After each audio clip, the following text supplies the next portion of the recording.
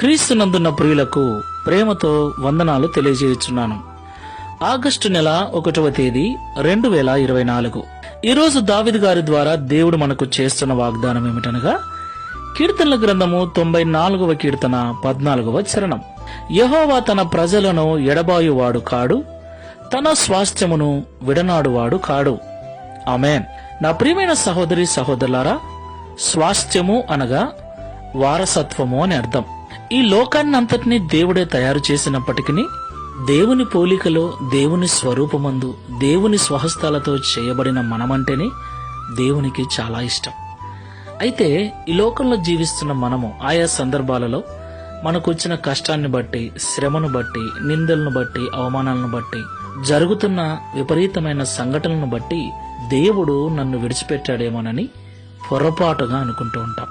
ప్రియులారా, దేవుడు వాగ్దానం చేస్తే ఖచ్చితంగా ఆ వాగ్దానాన్ని నెరవేర్చుకుంటాడు. ఆయన తన స్వాస్థ్యమును ఎన్నటికీ ఎడబాయువాడు కాడు, తన ప్రజలను ఎన్నటికీ కూడా విడిచిపెట్టేవాడు కాదు. లోకమంతా మనల్ని విడిచిపెడుతుంది. రక్త సంబంధికులు, బంధువులు ఒకానొక సందర్భంలో అందరూ విడిచిపోతారు. కానీ దేవుడు మాత్రం ఎన్నటికీ విడిచిపెట్టాడు. నీతోనే, నాతోనే ఉంటాడు.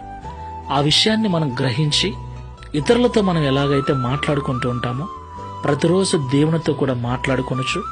మన సాధక బాధకాలు ఆయనకు చెప్పుకుంటూ ఉంటే ఆయన ఓపికతో విని మనకు విడుదలనిస్తాడు. ప్రార్థన చేసుకుందాం. ప్రేమ స్వరూపమైన తండ్రి, పరిశుద్ధుడైన ప్రభువా, మీకు స్తోత్రాలు. ఈ సృష్టినంతటిలో ప్రత్యేకంగా రూపించి, అలాగే నీ స్వాస్థ్యముగా, నీ సంపాద్య జనముగా, నీ సొత్తైన ప్రజలుగా మమ్మల్ని చేసుకున్నందుకు స్తోత్రాలు. అవునయ్యా, మేమంటే అంత ప్రేమ గనుకనే మేము నశించి నరకానికి పోకుండా ఉండుట కొరకు, మా కొరకు పరలోకాన్ని విడిచి భూలోకానికి వచ్చి మా కొరకు రక్తం కార్చి ప్రాణం పెట్టిన ప్రేమమూర్తివి నీవు. నీ ప్రేమను మరచి ఈ లోకంలో ఎవరో మాట్లాడట్లేదని, ఎవరో చూడట్లేదని, ఎవరో సహకరించట్లేదని, ఎవరో పిలవట్లేదని లోకము గురించిన బాధ మేము పడుతున్నాం. అయితే మేము చూసినా చూడకపోయినా, పిలిచినా పిలవకపోయినా, మేము మాట్లాడినా మాట్లాడకపోయినా నిత్యము మాతోనే ఉంటూ, ఎప్పుడు మేము నీతో మాట్లాడతామా, ఎప్పుడు నిన్ను పిలుస్తామా, ఎప్పుడు నీ సహాయం కొరకు అర్థిస్తామా అని నిత్యము మాతోనే ఉంటున్న దేవుడు నువ్వు ఉన్నావని గ్రహించలేకపోతున్నాం. ఈరోజు మాతో మాట్లాడినందుకు స్తోత్రం.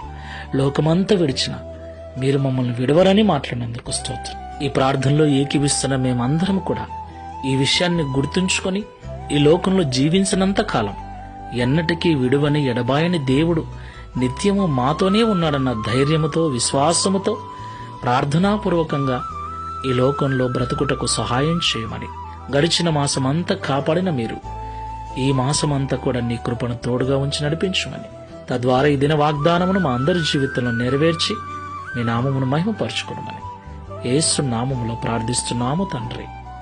ఆమేన్. Praise the Lord. God bless you.